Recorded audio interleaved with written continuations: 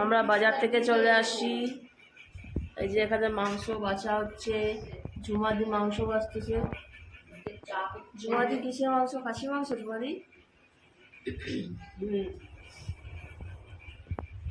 এখানে পনির কাটা হচ্ছে, চা হচ্ছে, চলতেছে। বৌদি কি করতেছে? এখানে পেঁয়াজ কাটতেছে। বৌদি কি হবে পেঁয়াজ গুলো দিয়ে? মাংস হবে।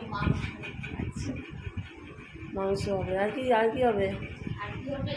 মাছের মাথা দিয়ে তারপরে বাটা মাছ হবে, ইলিশ মাছ হবে। আচ্ছা। চাটনি।